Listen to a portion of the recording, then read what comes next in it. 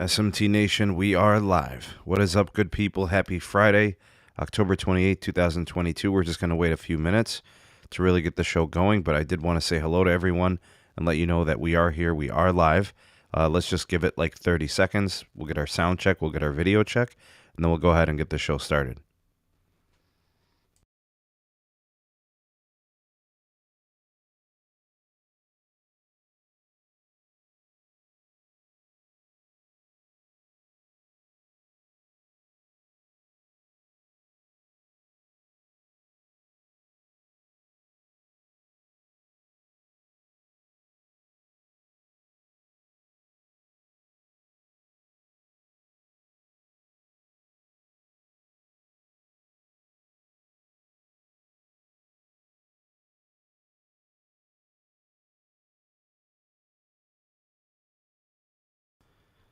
All right, folks, it looks like everything is for the good, and we can go ahead and get the show started.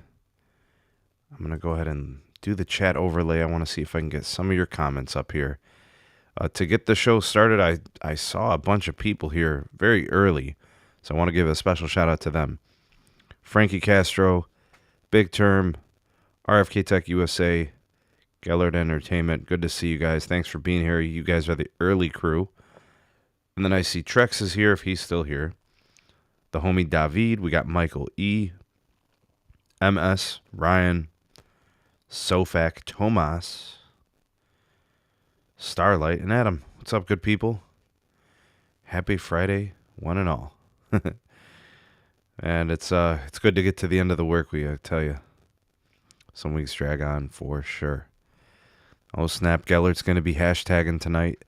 Hashtag Mod Squad and hashtag Ravioli Gang. Lunch break, man. You must be taking a late lunch, bro. Oh, snap. We got Gene. What up, Gene? How you doing? Good to see you, Gene. Glad you could stop by tonight. Good, sir. And a big shout out to the members. You see those green names in the live chat with their choice of avatar. Those are the members. Term, I'm chilling, man. Hashtag 2Live Crew from Tomas. Michael's in the mountains right now. Nice. Troy, what is up, man? Thanks for stopping through and hanging out with us for a bit. David says, getting no work done. Yeah. Nothing to do, right? Dang. Oh, man. What up, Kazi? All right, man. Hi, May. All right. Oh, snap, got the microphone. That's right, Trex. That's right, brother. All right, let's get the show started. We did the pleasantries, man. You guys are the best. Appreciate all that you do. Thanks for supporting and thanks for hanging out. Let's go ahead and start with the first element of today's show.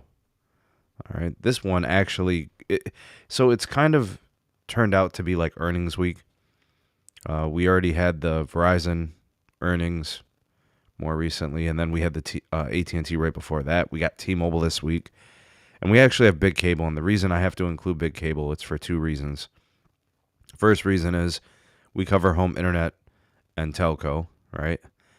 And the second piece is they're the fastest growing mobile carriers, right? I mean, I can't say fastest because, you know, the Charter and Comcast collectively are fastest, but when the two are separate, it's only like 300,000 net adds each. So, but that's still way more than Verizon, right? But they're kind of technically Verizon ads. Anyways, we're going to cover those companies and their earnings.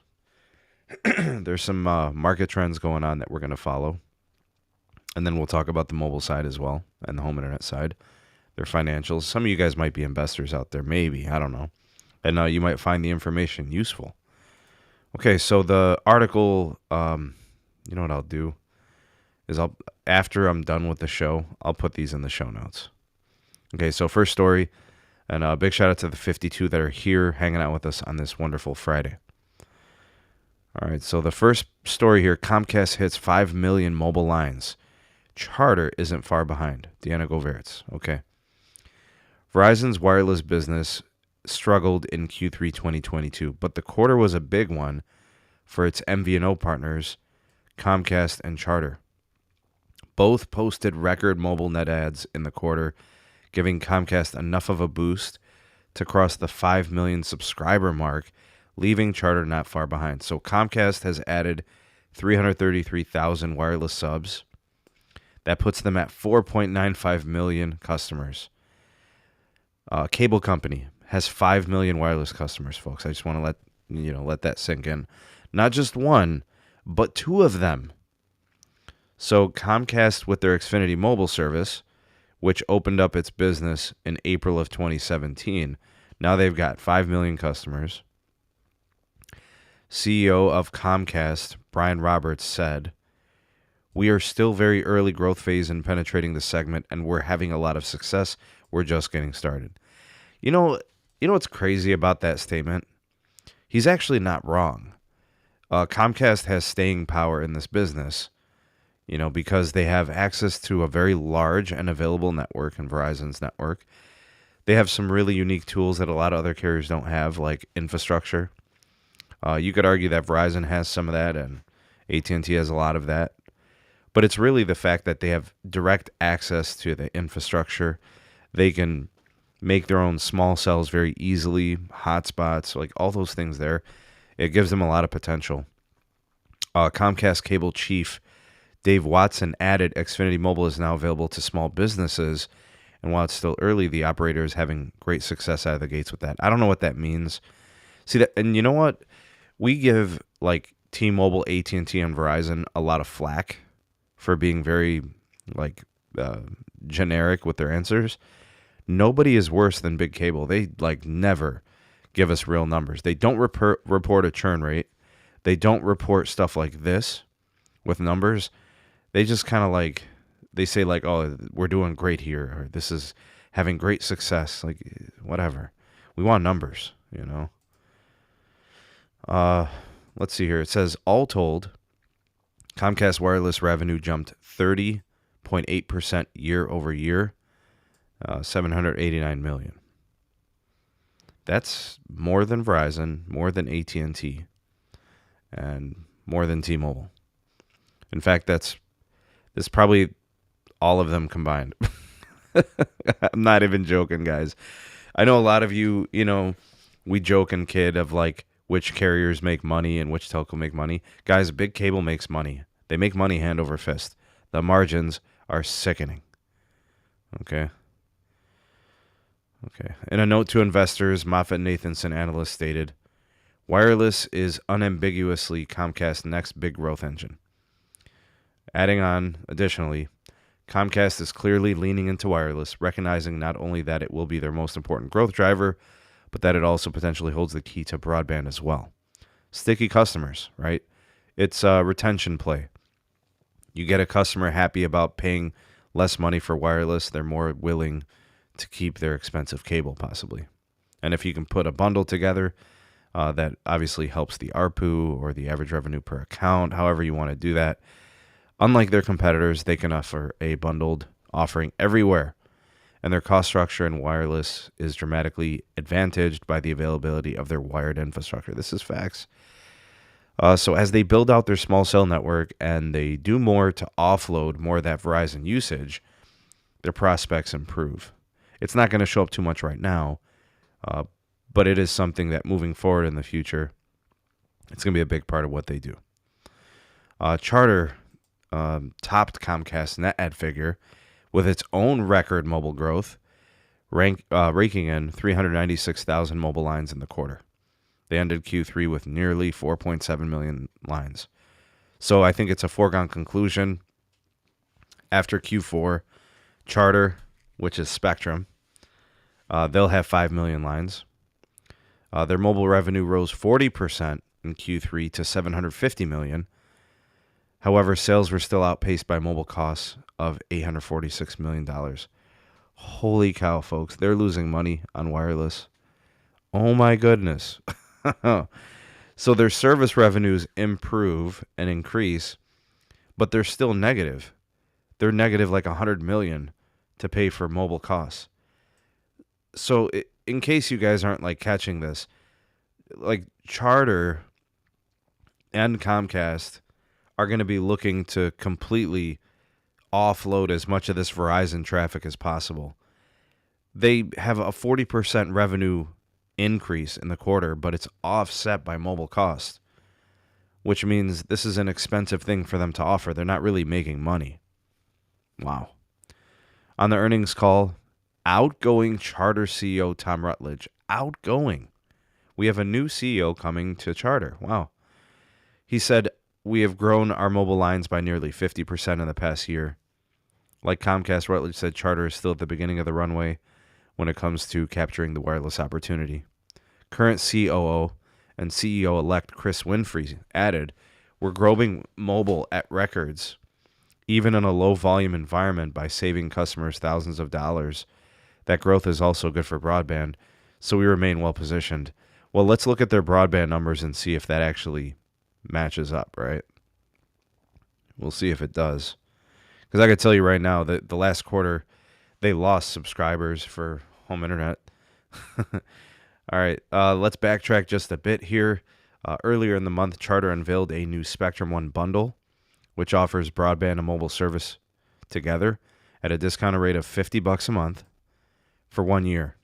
So after the 12 months, I think we looked into the pricing, and it goes up to like $80 or $85, something like that. Executives said on the call they expect that offer to drive accelerated mobile growth going forward and even potentially contribute incremental broadband growth.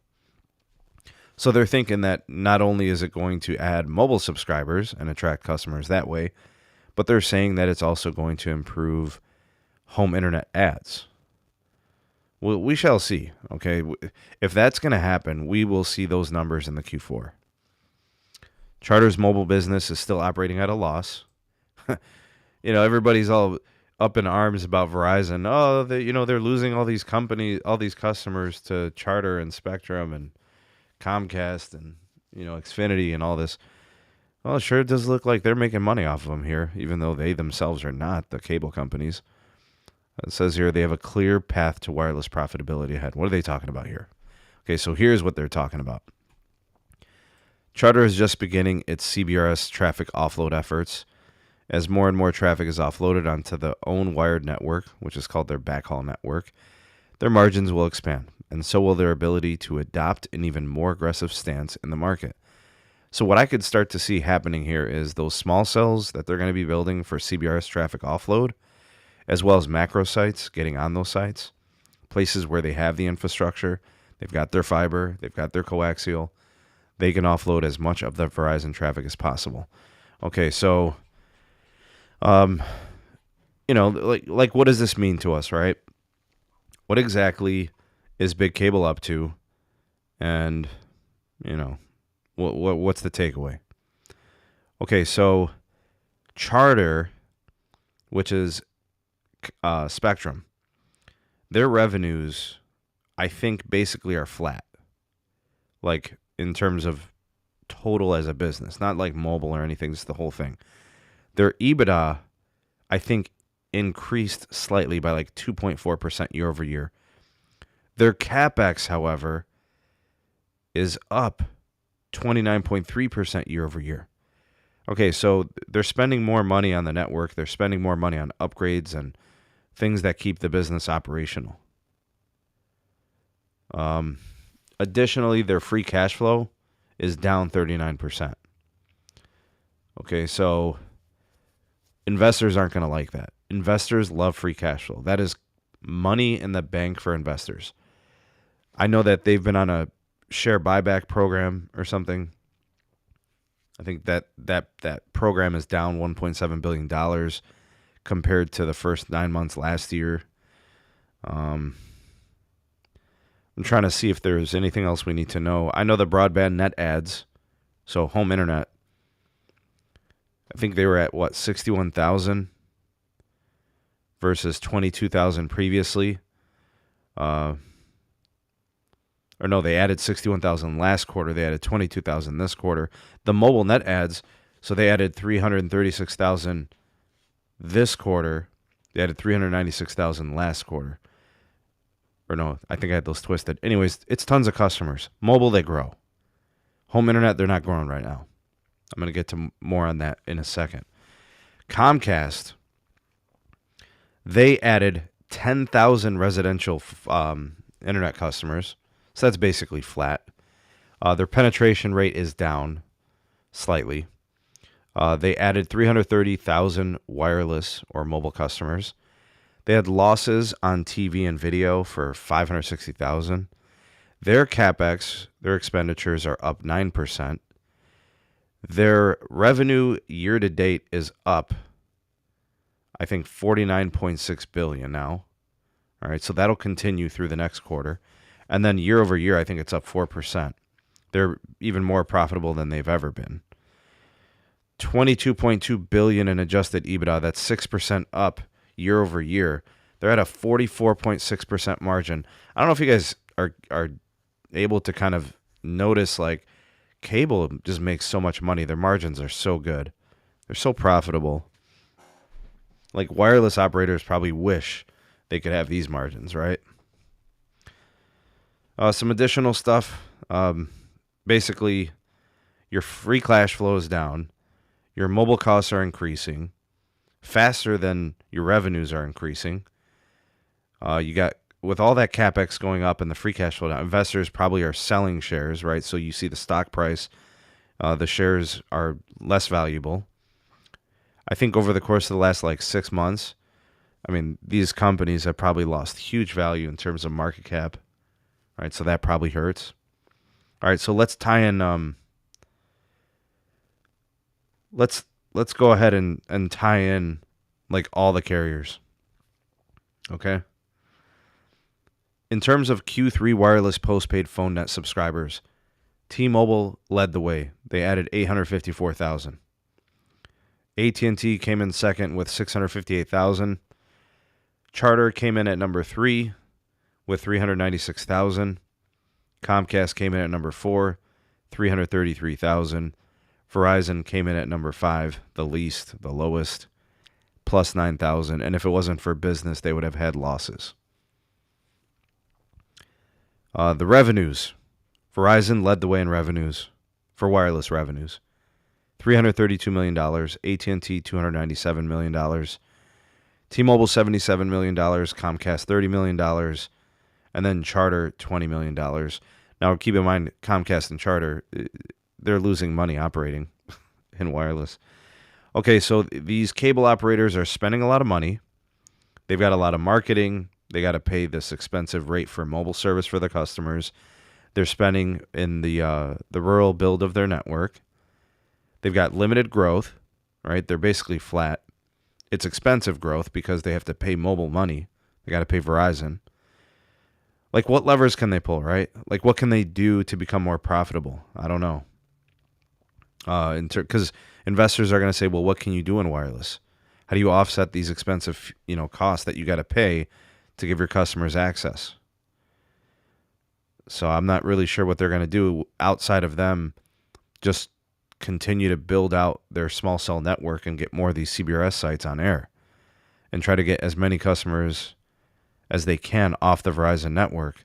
And by off, I mean just not having to use it so much.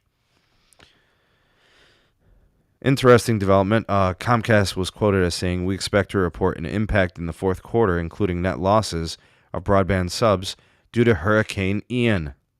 The hell? I have no idea how that's connected, but Comcast is going to have losses in Q4. Some disclosures from Charter. They said that their plan fared well. You'll see some repair and cleanup costs in Q4, but customer impact will be small. The new CEO of Charter, Winfrey, says don't expect any seismic shifts as he comes into the company as the new CEO, and especially in areas like product, pricing, packaging, and services. Oh my God. Look, so I just got done talking about how great the profitability and the margins are at Big Cable. But let me tell you what's really going on here, folks. And I'm dead serious about this. T-Mobile Home Internet is killing these guys. It can't be overstated. T-Mobile and Verizon are adding fixed wireless subs to the tune of hundreds of thousands per quarter. Verizon's adding like 200,000 a quarter.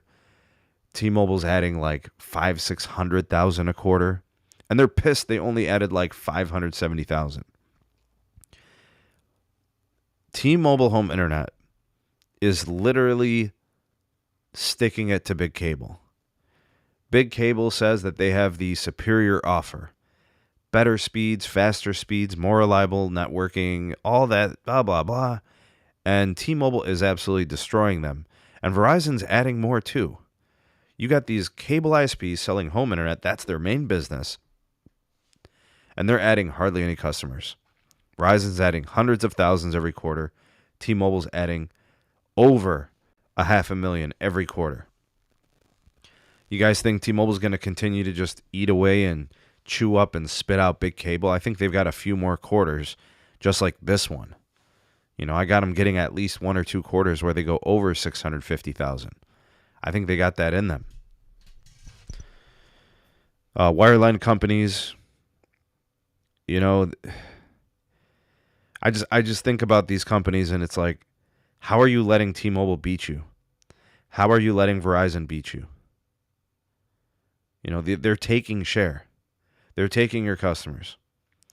And it's interesting because they're more profitable on fixed wireless access than the cable companies are profitable reselling mobile service, right? Because they don't own that network, so it's expensive. Cable, I don't know, man. I don't know how I feel about this right now. Until they become more profitable on wireless, it's really, they're just trying to stop the bleeding, right? They're not making money on the wireless customer.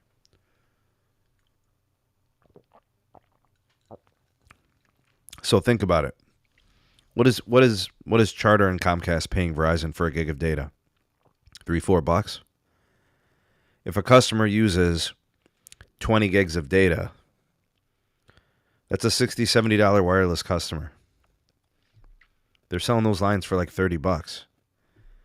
What up, Dennis? What's going on, young man? Good to see you, bro. It's crazy. Big Cable's paying all this money to Verizon to use the network. These customers are using 10, 15, 20 gigs. It's expensive, man. And they're not the owner of the network. If I was Big Cable, I would take all that free cash flow they got. They got a ton of free cash flow. And I would begin investing very heavily into that small cell grid. Plus, I would be trying to get on those macro sites. I would be signing leases. I would be trying to co-locate. I'd be trying to do the whole shebang, bro. No lie. I would be trying to get as many customers off the Verizon network as often as possible. So like if a customer typically uses 20 gigs of data on the Verizon network, I want to get that customer using 10 gigs on the Verizon network, and I want 10 of those gigs, you know, being on the native network. And that would be a collection of small cells and hotspots and macros. I would do whatever it takes, man. Because when you start adding up these charges, I mean, look, $20 million, $30 million a quarter are going directly to Verizon. So, you know, they've got work to do. You know, it's so weird seeing Big Cable in a position of weakness. Seriously, they're in a position of weakness. They're losing money in order to grow wireless subs, and they're not adding home internet subs, and their newfound competitors are. And it's going to be like this for a few quarters. Like how long do you think it's going to be before we start to see home internet stabilize and fixed wireless slows down and Big Cable starts to pick back up? It's going to be at least a year. Oh, snap. We got a super chat from Anwar. When are you going to text Dennis 4.0? Man, I text Dennis all the time, bro. What you talking about, fool? Yeah, Dennis, he'd be falling asleep, yo. Man, maybe he needed a break, man. Let the guy catch up on some rest, you know, and then he'll be back on here better than ever, for sure. Yeah, Comcast and Charter, man. I don't know if you're an investor or not, but it might not be the best time to invest in them, but maybe soon. Maybe when they're kind of done getting punched in the mouth from fixed wireless access. Maybe. Oh, that was a lot on cable. Okay, I want to switch it up a little bit. I want to switch things up and discuss something from T-Mobile that just came out, actually. Probably something from the earnings from yesterday. Okay, so let's do this. Okay, T-Mobile cites progress in 5G voice, but it's a slog. What the hell does that even mean? Good old voice services continue to pose challenges for wireless engineers. Even though voice is at the core of what made cell phones so popular in the first place, and they've had several generations to get the hang of things. According to T-Mobile President of Technology Neville Ray, we always seem to forget to bring voice along with the next generation of technology. He says we've done it multiple times now. Man, I will tell you guys, I think T-Mobile's got the weakest voice calling. I think I think T-Mobile's voice, like the sound of the calls, is the weakest, and I think their tower handoffs, along with some of their network gaps, makes them the most troubled when it comes to calling. According to this article, part of the reason voice is so much tougher than data is it's not very forgiving. It requires a consistent link, doesn't tolerate the kinds of glitches that are acceptable when transmitting packets of data. If it's not working, people will notice. Big true. Big true. T-Mobile was first out of the gate with a national 5G standalone network. SA5G does not require LTE as the anchor, like NSA does, but it would like to quit relying on LTE for voice services altogether. You know, if it was up to T-Mobile, they'd probably shut down the LTE network today and just move everything to new radio. Okay, so T-Mobile launched voice over new radio, basically voice as 5G. Portland, Oregon, Salt Lake City, Utah, back in June. And they said it's live in several markets. T-Mobile isn't the only one struggling with voice over NR. Dish is as well. Neville Ray was quoted as saying, "We continue to test. We continue to optimize." Why is that important? It is important because we want to have all of our traffic, all of the customer experience on a 5G lane. Today, we have to drop our customers down off of that 5G lane onto LTE. He's always those analogies. But he did say we're making progress. He's not going to say it's where they want it to be, but confident that over the next couple of quarters, we will materially expand that footprint. All right, guys, so be on the lookout. Moving into Q1, it sounds like we're going to have some stuff that's going to be happening with T-Mobile's voice over NR. So, anyways. New 2.5 gigahertz ready to roll. The 2.5 gigahertz spectrum that T-Mobile acquired in the most recent Spectrum Auction 108. T-Mobile CEO Mike Sievert said they're waiting to flip the switch. The radios are already on air. 13,000 towers are going to have that reach 45 million people by the end of this year. Basically, what's going to happen in those places, folks, is the bandwidth is going to increase. So basically, immediately, they're just going to start transmitting more bandwidth, and you're going to see speeds increase. So if there was a place where they had 40 megahertz and they got an additional 40 megahertz or something, you're going to see throughput double probably. So long as the backhaul is there, shouldn't really be much of an issue. Let me see if there's anything else network-wise here. Big part of the network integration with Sprint was not only decommissioning sites, but incorporating literally thousands upon thousands of Sprint sites. Yeah, and he did say that work is now complete. So Sprint is now a thing of the past. They got all the keep sites upgraded, or they got all the ones that they want to upgrade.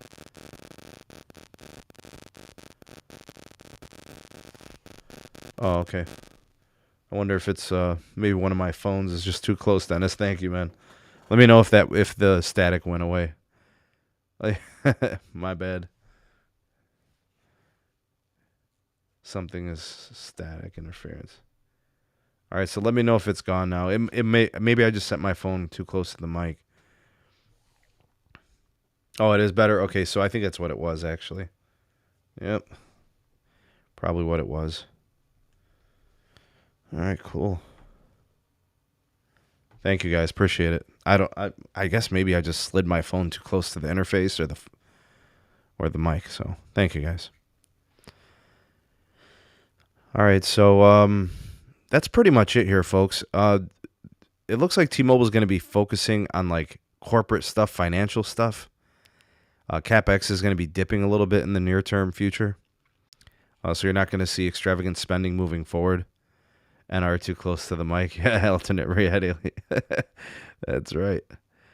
Okay, so Danny, if you want to subscribe to the members page, either go to a browser, go through your browser, or you can do it on an Android, I think, and you can hit the join button next to the channel subscription. For whatever reason, I don't think Apple on iOS lets you do it on iPhone. So, I don't know. I don't know why that is the case, but yeah, that's how you could do it. All right, guys. Good stuff. Chugging along here. Got to our second story. Let's see what else. Oh, yeah. I wanted to do this one, too. All right. Yeah, you're on iPhone. Yeah, Danny, I think that's what it is. I think with iOS, it's just a pain. All right, let's get to this next story. Share screen coming.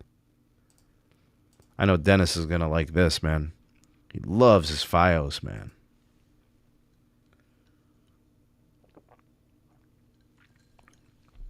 All right, Verizon plots 2 gig Fios expansion and debuts 10-year price guarantee. All right, so guys, I just want to say that this is an absolute win for everyone on a couple of fronts.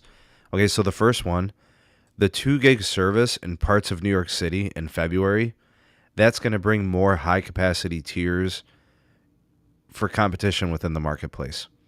Specifically in New York City, every single one of the providers there now offers multi-gig speed tiers. So we're talking about like Altice with Optimum. We're talking about now Verizon with Fios. If, we're starting to see AT&T doing like 5 and 10 gig tiers and stuff, multi-gig tiers. They're all starting to move this way. Even frickin' Frontier, guys, is doing it. I think basically if you're a fiber provider, you're getting 2 gig to your customers at least. Google Fiber has 2 gig now, all right? Okay, so they're saying that, New York City, which is home to 1/3 of Fios, the Fios consumer base, it was a natural decision to start there. Plans to expand the multi-gig tier across its entire Fios footprint will happen through 2023. So if you've been like a Fios customer and you've been watching all the competitors in the area go multi-gig tier and you've been waiting for Fios to do it, now it's happening. According to representatives at Fios, reception has been positive. Looking forward to bringing the offer to more customers later this year and next. Oh, look, they even mentioned the same companies I did. Altice, 2 gig and 5 gig fiber offers. They're doing it in parts of Long Island. They've expanded to Connecticut, rolling out in phases to Brooklyn, the Bronx, New Jersey. Okay, now that's good for competition. Multi-gig tiers are sweet, all right? Respect. I want to look at this now. The second part. The price guarantee. Verizon is price locking all their home internet services for 10 years. So this new 10-year price guarantee will apply to all elements of their home internet products, including the wireline Fios and the fixed wireless access, and that means 5G home and LTE home. Now with the 5G home, they're talking about mmWave and C-band. All of it is price locked. Okay, so look here, folks. Say what you want about T-Mobile and whatever they're saying and doing, whatever. But they're the ones that kind of started this whole price lock thing, and now Verizon is kind of responding. That was smart by Verizon. And we were glad to have T-Mobile introduce this. Nobody wants to see balloon pricing. Nobody wants to see explosive pricing. You get a good price for a year and then it doubles or something like that. Like, we're not into that. Yo, what up, Big Lou? Appreciate you for stopping by, homie. Thank you. All right, so this is good. This means that your price isn't going to change for a very, very long time. And who knows, maybe at that time we got more competitors and they won't even be able to increase their pricing because they'll have to compete. So this is really big. This is a step in the right direction. I think this has people looking at Verizon's products and services a little bit more seriously because we know that cable does explosive and promotional pricing. So Verizon can come in and say, look, we know you're sick of explosive pricing and you're sick of promotional pricing. We don't do that here. We price lock. Right? That's what T-Mobile was doing and finding success. So Verizon's looking at like maybe we can use that kind of in a similar fashion. All right, so the guarantee goes for 5G Home, LTE Home, and Fios. Fiber players continue to say that they're not concerned about fixed wireless operators, but yet and still, fixed wireless providers are growing. Verizon Fios pricing ranges between $50 for 300 meg to $120 a month for 2 gig. The 5G home internet starts at $50 a month for the basic and then goes up to $70 a month for the plus plan. And I'm not really sure what are the detailed differences between those two plans. Plus plan. I didn't even realize that was a separate offer. So, hey guys, big news here, right? Hey, you're getting a more competitive marketplace. I think this is pretty big news, actually. Yep, they're killing cable. They're doing everything they got to do. Okay, so alternate reality is saying, what will happen after 2-year price guarantee from AT&T Fiber? I don't know, but I could tell you guys right now. I'm paying $60 a month for AT&T. That's what I'm paying. Oh, and big shout out to Gene. Thanks for the super chat, homie. Appreciate you, man. I don't see a question, but I do see the sticker or whatever. So thank you, man. Thanks for that super chat, Gene. You are the best, sir. If AT&T were to raise my pricing after 2 years, so it's currently at $60. Let's say they increase it to $90 or even $80. I will leave. I will absolutely leave AT&T Fiber. And let me tell you why I'll leave. Currently, the fiber I have is really good. It's gone down one time for 1 hour. So big props to AT&T for doing a nice job of keeping it running, keeping it up and operational. I like the service. My goal, my intention, my end game is to not leave. My plan is to stay with the service long term because it's good. I pay $60 for gig speed, gig symmetrical. But here's the thing.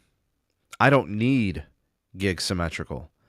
I get gig symmetrical because I'm good, satisfied, and content paying $60 for that. If it was $80 a month and 500 by 500 was $50 or $60 a month, I would get the 500 to save the money. So to me, $60 a month is like a sweet spot. Verizon Home Internet's $50 a month. And yeah, I know I'm not going to be getting fiber performance. But if I'm going to be paying half, but I can still get basically the same service. Yeah, the fiber's got better latency, but I don't do competitive gaming.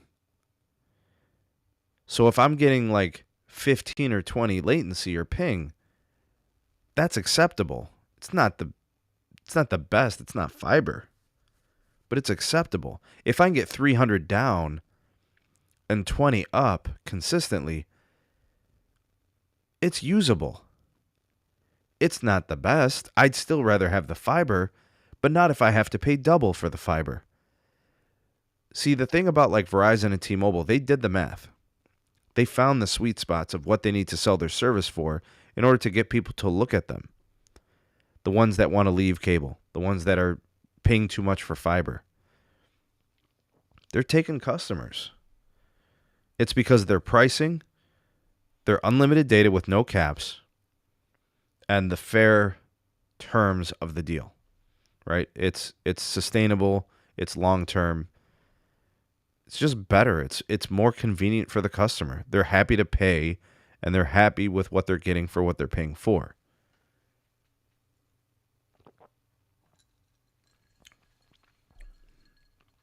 So yeah, my end game is to not leave AT&T Fiber. The goal is to keep it long term. I love it.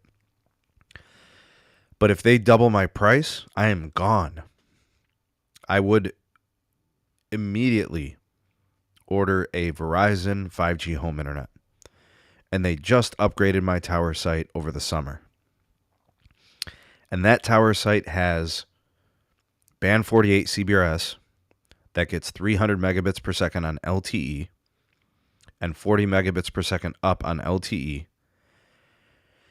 And then I've got N77 C-band at 60 megahertz that I'll be getting 300 megabits on the home internet on the downlink and then 20 megabits on the uplink on the home internet. I can live with that if AT&T wants to jerk me around. And not that I would ever have Cox Communications, but they do technically service my address. Now, I will tell you guys, some stuff would change at the channel. I might consider discontinuing the 4K upload because I'm going to be downgrading uplink a lot. Now, if Verizon could give me 50 uplink instead of capping me at 20, maybe I'd continue to do the 4K. But that one would hurt because what ends up happening, folks, when you don't have at least like 50 to 100 megabits up, a 4K upload is going to take probably like 20, 30 minutes. And I'm just talking about like YouTube servers, the way that they do their uplink, you know. It just takes a long time. That's where the fiber is a difference maker. You can't touch that uplink. That would really be my only concern. I don't have any concerns about the downlink. I don't have any concerns about the latency. I don't have any concern about discontinuous experience. And I know Dennis was saying there's variability. I deal with it. I would deal with a little bit of variability. And by the way, like Verizon is really good here. So the variability just probably isn't going to be that noticeable. And it's not going to be that extreme. Yeah, I totally agree, AR. It's nice to have options. Yeah, they definitely know it. But see, that's the thing. As a consumer, you either, take it on the chin and accept paying more when they raise pricing, or you get ready to pivot. You know what I mean? Oh, snap. We got a dentist sighting. Dental.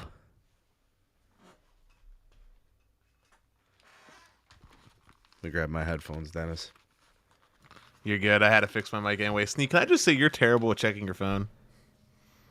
Why is that, Dennis? I messaged you like forever ago. I was like, "Hey, I can pop on for a bit if you want me to." Dude, I don't even know where my iPhone is right now, bro. Listen, I was just like the one pixel. I was just like, this man's reading these documents. I just better just message him real quick. And then I was like, "Do you want to pop in?" And I guess he answered my question. But hey, all right. So there's 3 things we need to unpack real quick. All right. Dennis, you're coming in like a bat out of hell. Yes, it's been too long, and I gotta set you straight, man. You're talking some tomfoolery, okay? Oh shit! Yeah, I gotta put you in your place, dude. First off, go ahead. First Dennis, off, this is a throwback to the Verizon topic. Screw Verizon, okay? They're 2 gig. You said I love my Fios.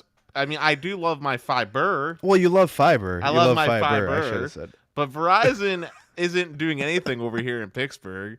And the 2 gig service, as I gave the same shade for AT&T with the multi-gig, doesn't really matter, right? The thing that's exciting about the 2 gig from Verizon is not the fact that they're offering 2 gig. It's the fact that they actually remember that they offer fiber and they're investing in the product with XGPON. So it gives additional capacity, so that's going to be shared to the node. And hopefully that helps solve some of the issues that they run into, ideally. That's number 1. Number 2, on your top. I don't know what you're smoking, but you would give up fiber if AT&T raised the price on gig. My friend, just reduce down to a slower speed. Why would you want to go? Well, then that's an option. But dude, if they doubled the price for gig, Bro, I'm telling Verizon you, I would consider Verizon leaving. already did that. Verizon has already. They did that to you? Well, dude, like 3 years ago, okay, Verizon Fios for gig was 70. That was just regular price, $70, and then you could get promo, and then they bumped it up to 80, and now it's at the 99, and with auto pay discounts 90, and then all that fun stuff, right? And the 500 meg from them, which used to be 400, is now what old gig used to cost, which is 70, and then 300 meg is 50 now. So anyway, I'm getting off topic. The important part here is you're talking about switching over to fixed wireless, which is inferior in every aspect to your exemplary AT&T fiber deployment. You are sacrificing latency. Like you were talking about pings being like possibly 20 milliseconds over fixed wireless to like a Verizon server, right? But the thing that you got to remember, and I always talk about this is the detriment to Fios, is that the peering, the routing of the traffic on these mobile networks is just not there yet for home internet use. An example would be ping times to say Blizzard servers, okay, for something like say Call of Duty or like Overwatch 2. Your ping to those, you're going to be hovering in like the 70 millisecond plus range, and that's not even the really big problem. The problem is the variability, so the jitter, which is the part where like you might have, say, we'll call it every minute, your ping might spike up another 30 milliseconds, and that's what causes that rubber banding effect, right? You don't have that on fiber. Like fiber, your ping is plus or minus like 2 milliseconds, give or take, generally speaking, assuming that you're hardwired. And then on topic of upload, you just talked about it yourself with the 4K content, right? Like, why would you want to go from having a stable, consistent upload of like... All right, Dennis, you got to let me in Okay. now. You got to let me... Okay. If price is important, and it's the number one most important factor, and, like we're trying to get these carriers, these ISPs, to fear the customer leaving. If I'm fed up and I don't want to pay price increases, I have to be ready to leave. I have to be ready to pivot. Can I get by with a fixed wireless access option? Can I get by, Dennis? I mean, could you get by on using the library's internet like I did back in like 2002? But this is 2022. And I have Verizon's 5G home internet available to me. And I have Cox Communications garbage can residue. Those are my 3 options, okay? Okay. I could technically have T-Mobile home internet, but it is not happening, bro. I mean, you could also Okay, technically just not even have home internet and just rely on your mobile phone for everything. Bro, I got 2, 3, 4K TVs, though. Use the unlimited hotspot from your Verizon OG Unlimited plan. No, I want a dedicated gateway that has dedicated routing. Right. My point being, you said cost is the ultimate thing, right? Well, if we're talking about saving cost, then the ultimate cost saver is not having... But that's not even a static connection. That's a mobile connection. It's not that far off from the fixed wireless. In fact... It is far off. In fact, what do you mean, man? Okay, here's the difference between your... The routers, like, think about the gateway they're sending to you. It's got dedicated hardware, like antennas and stuff, like specifically for improving... like SINAR and RSRP, and then it's also a router 2-in-1. What am I going to do, Dennis? You want me to put you want me to hotspot one phone in the lower level, one phone in the main level, and then one in the upper level? I mean, realistically speaking, you're not going to be watching all the TVs at the same time. Look, the only difference between your phone's hotspot and that gateway that they're providing you is legitimately the amount of simultaneous devices that can be managed on the device. Yes, and that's my point, Dennis. Like, you think I'm making a mockery of fiber? Just listen to the thing you just said. You said do it from a phone. I'm being facetious and exact. But that's I get what you're saying. I get what you're setting up. But like now you're being goofy, right? And but I'm trying to tell you, like, my end game is not to lose the fiber. My end game is to keep the fiber. But I'm saying, as a customer, I have to be ready to pivot if I don't want to get punched in the mouth by these carriers, bro.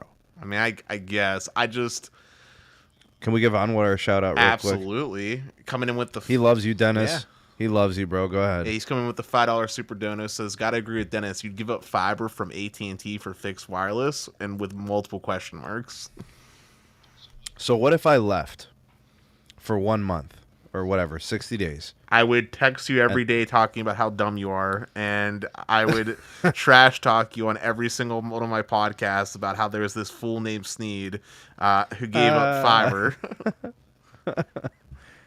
That wouldn't be my goal, but damn, man, like sometimes you got to stick to your guns. I mean, look, this goes against everything you said. Where like because we've had conversations prior where you're like you buy the best or whatever it is at the time that you need it, right? Yeah. Well, fiber fulfills that need. You yourself said it's a does, life-changing event having fiber. It is, bro. It is. So if you were to go get rid of that just to save a measly like $25 a month, $30. I'll give you the No. We set it up as the rate doubled. It went from let's say it went from $60 to $100. okay, $60 to $100 versus Verizon's $25. So that would be a savings of $75 a month. Assuming that you were talking about just gig and not downgrading the speed. Right. Like that's still not. Okay, so if I downgraded the speed, basically, I'd probably be paying the same amount instead of having to pay like the 100 for the gig. I would probably stay around the 60, just get half the speed. Yeah. And you wouldn't notice you wouldn't. But you know what I would do? You know what I would do is I would get whatever their entry plan is. I would get the cheapest one.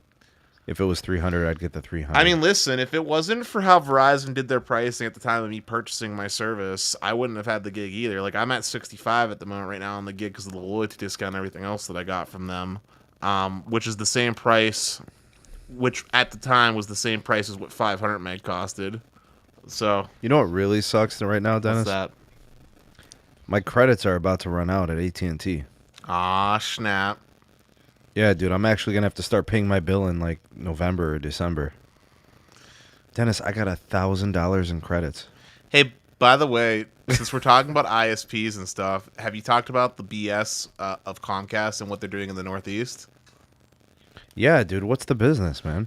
So I'm not sure if we're on the same link, but remember how we talked about the upgraded speeds and I talked about to get the full 200 meg upload, you have to have their X-Fi gateway?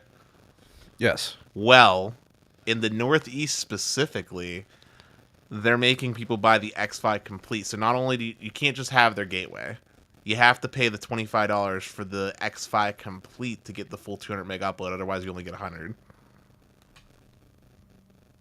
That's crappy. Yeah.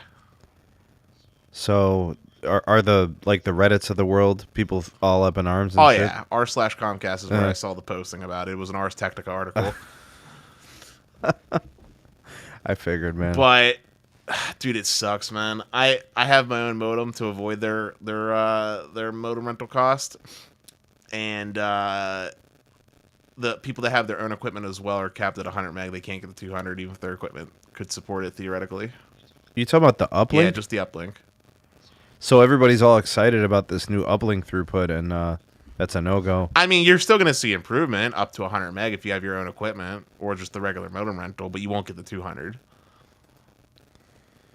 Yeah, but people want that, dude. I know. Because that makes it like fiber. You know? Oh, yeah. I mean, the lowest entry fiber plan on like AT&T is like 300. Mm-hmm. That gets them pretty close. I mean, realistically speaking, I've talked about this before, but like once you get around like 400 meg on any connection, there's very big diminishing returns because if we're talking about upload, I can't think of anything off the top of my head that allows you to upload at a gigabit rate. Like Google Drive caps you out somewhere around the 400 meg range. That's right. And YouTube is like the same. About the same. Yeah, that's true. So technically, I could downgrade to the 500 connection, but I'd only be saving like $10.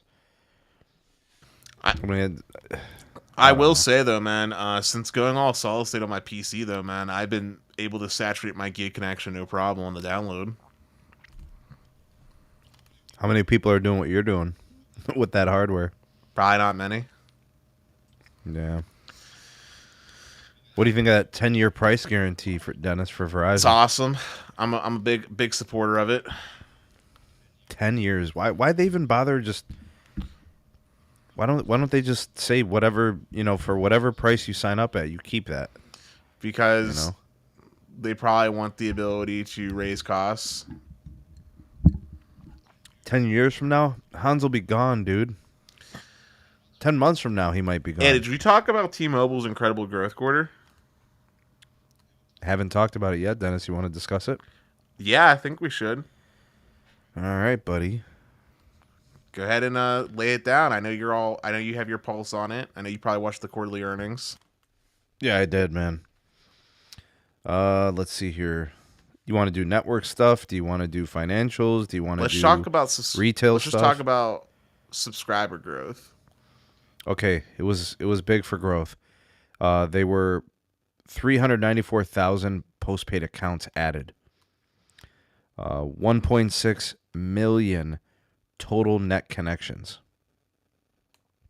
854,000 postpaid phone.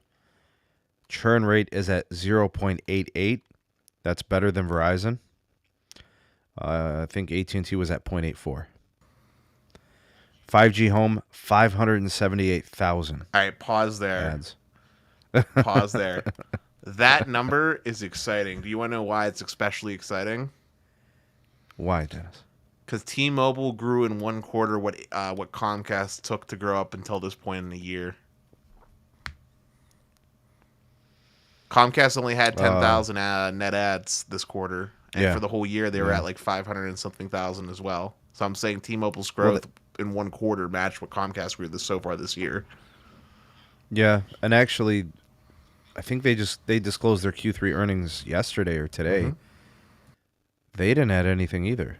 Comcast? So that's 2 quarters. Yeah, that's two quarters in a row where they were basically flat. They had 10,000. The Q3 was plus 10,000? Yeah, 10,000. And then what was their Q2? Q2 they lost 6,000. Oh my goodness! So they're at the last 2 quarters they're at a net gain of 4,000. Yeah, but the year for the and year, then the Q1, it was like something like 490 something. For the year they're at like 500 plus thousand. Only because of Q1, yeah. Right? Okay, got it. Okay. Damn. But I don't think that vampire ad worked. I don't think so either. Yeah, I don't think that worked. I think Comcast. So I'm not on the train of what everybody keeps saying on Reddit, where Comcast is dying, cable's dying. Yeah, they're not dying. But that's true. They're not dying. But I do think that, like all mature businesses, Comcast has pretty much gotten all the subscribers they can realistically get in the available footprints, and the only way that they see net subscriber growth at this point is through expansion. Yeah, making the network bigger. And also wireless. But right now, their main priority doesn't seem to be expansion focused at the moment. So then what's their focus, Dennis? I think it's a revenue increase. I think they're playing the Verizon card.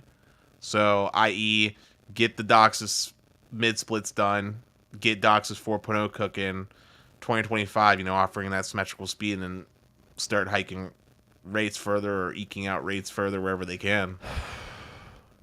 Synergies, cost cutting, margins, the Verizon game. Yeah, I mean, like, for example, on the topic of cost cutting for a second, since you touched on that, I know one of the things that that Comcast has been doing, it's not really talked about, but a lot of times when they're doing these where they're going out and doing these node replacements and stuff like that, you can see them changing how the power is being supplied. And they've been investing a lot into, like, going green. So, like, I feel like that's probably saving them money whenever they're in an area that's able to generate a good amount of solar power, for example, or whatever that other energy source might be.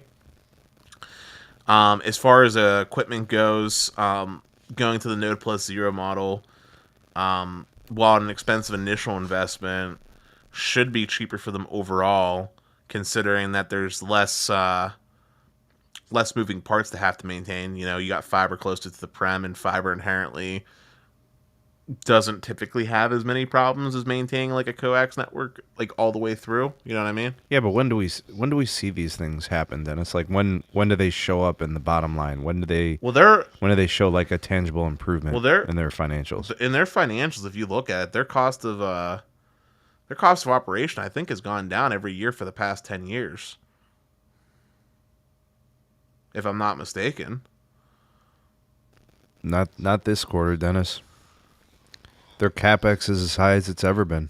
Well, it's high as their capex, but if you look at Yeah, the capex is high, and then the like the fees they're paying to Verizon are really high. but I was gonna say, but like if you look at the actual pie chart of that capex, right, and you look at maintenance cost, that has been shrinking. And the reason their capex has been higher than it's ever been is because of the part where they're ripping and replacing everything for those mid splits and the Verizon fees that you talked about for Xfinity Mobile. They have no choice but to do it though, Dennis. They have to advance their networks to the next gen. But I'm saying, like, once they're done with this modernization, their capex spend will probably go down again.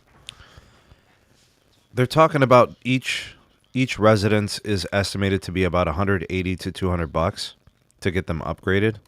What do you think of that cost, Dennis, for a DOCSIS 4.0 upgrade? Do you think that's accurate? No. I think it's accurate for a mid split. I think it's accurate for a high split even. But for a DOCSIS 4 upgrade, no. What do you think it's probably closer to? I'm going to guess closer to maybe like... I mean, it's not that out of this world, but I'm going to say more closer to 500. So you think they're just embellishing? I think they're probably... Or they're misreporting it. Maybe they're reporting it as DOCSIS upgrades, but really it's just mid-split upgrade. Yeah, something like that.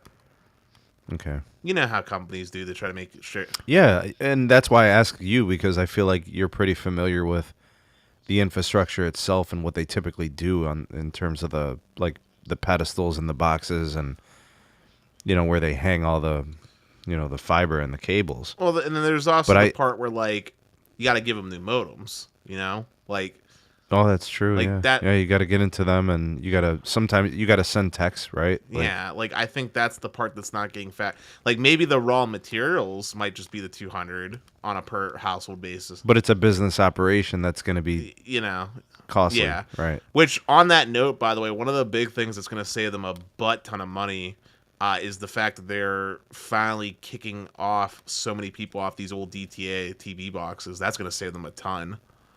And going all IP with the video. Yeah, but what are they going to do for these people plans? Like, are they going to say, hey, we're going to upgrade your plan free of cost, just make sure that this gets installed? Dude, the way it works is like they'll literally like notify you on your bill, and then if you don't do it, your TV service stops working, and they'll ship you. Oh, damn. Well, they'll ship you out the thing. Like, you'll get a box in the mail. Well, hold on a second, Dennis. They lost 560,000 TV customers. And they don't care.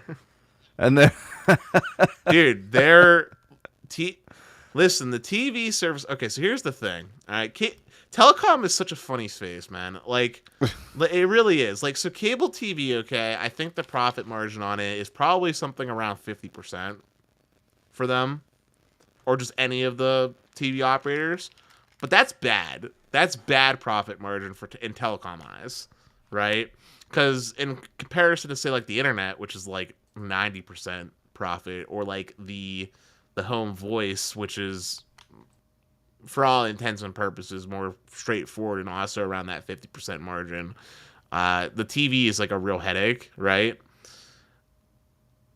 I don't think Comcast has much interest in trying to improve that experience really much further. Like, they have no control over the content that's on there, right? Like, if a station like AMC or somebody wants to pull content from the platform and put it on their exclusive AMC Plus, Comcast has nothing they can do about it, right?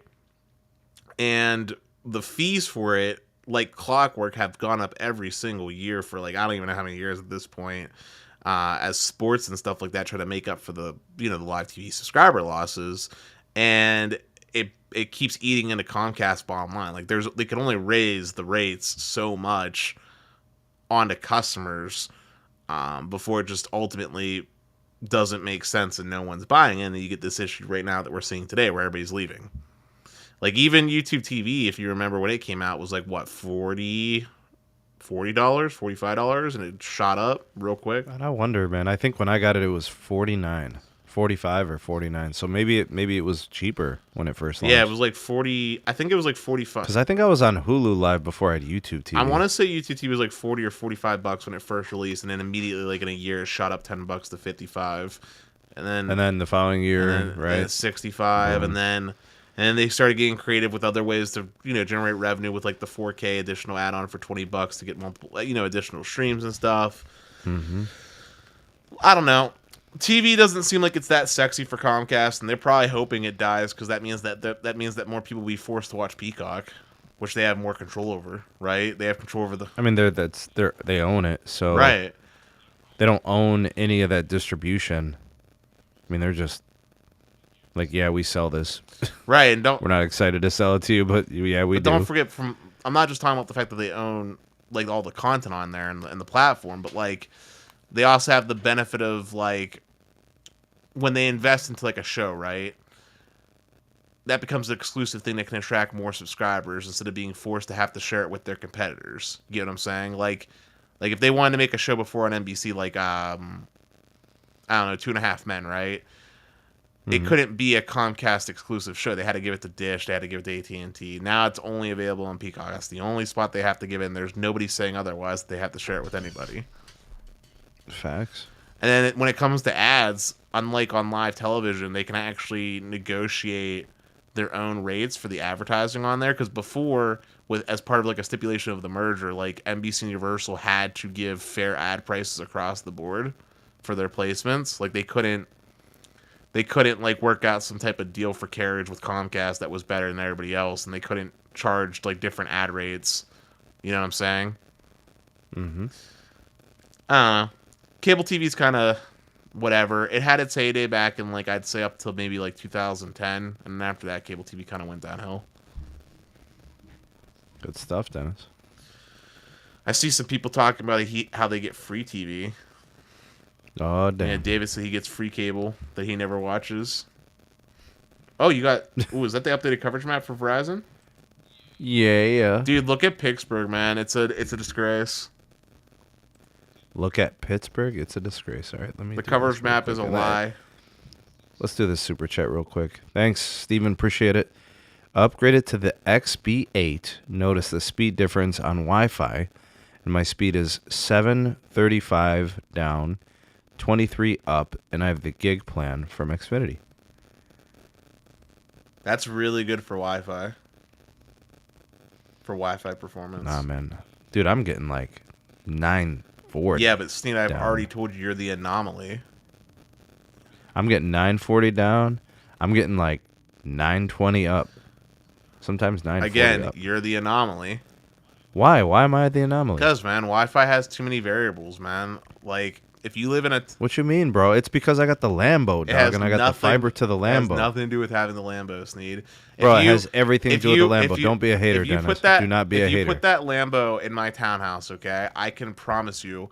In fact, I'll put money down. I'll put what's the cost of the Lambo? $500? I'll put $500 down that if you come to my house, that Lambo, hook it up to my Verizon Fios, and try to run a speed test, I put $500 down, you don't get gig symmetrical. And the reason you won't get it is because of all the Wi-Fi interference from my neighbors and from my access points. Bro, what you mean? I got Wi-Fi 6E, cuz. I got the 6E, dog. Anyway, coming on Pittsburgh. It's the Lambo, Dennis. All right, let's do this. All right, thank you, Steven. Appreciate it. The coverage map. Let's do the CLE and let's do Pittsburgh. What do you think, Dennis? Yeah. Okay. All right. Let me get rid of us. Nah, let me get rid of us for real. Hold on a second. Can I do that? Is it like this? Here, Sneed. Let me. This? Oh, it's this let me one. help This you, is old what I man. need. Nope. We're good. Nope. That's not it. No. Here, I'm gonna help you, old man. I got you. It's this. This is not what better. you want. That's small. That's what I wanted. I know. I had to fix the layout so I could do that. Okay. Thanks, Dennis. All right. Okay. So here it is.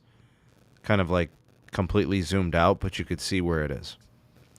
Here's the Berg. Completely covered per Verizon's coverage map.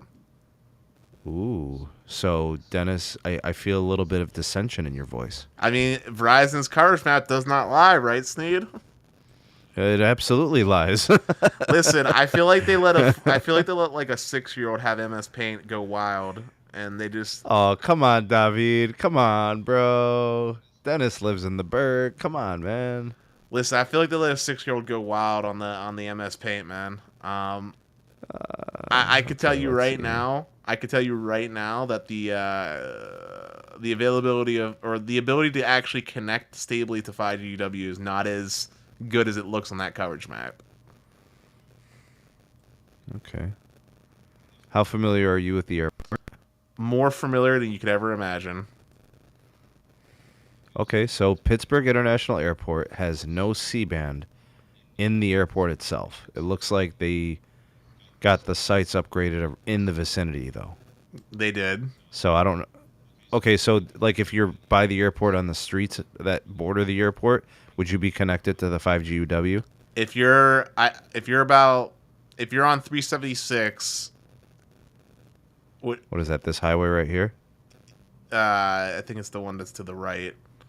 Yeah, there. Okay. Maybe. Over here. Like more away from Airport Express. That's the exit. You're on the exit right now. But like if you get like in like Moon Township, okay, you'll have it. Mm-hmm. Okay, so then there are tower sites that are out there upgraded. Yes. Okay. Which are not new. Those were like some of the first cell sites actually to get the upgrades. I mean, it looks like a decent build, Dennis. It is a decent build. But I've said this before. The closer you are to the city of Pittsburgh, the worse Verizon C-band performance is, both from a stability of the coverage standpoint and from raw performance. Interesting. Like, here's the CLE. To give you perspective, just to make it like CO numbers, if you're in the actual city, you're talking like 100 to like maybe 300, maybe in that range.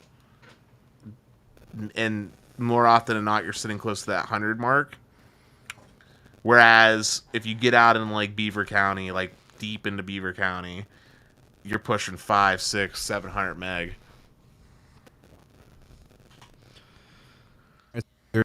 My county and my city.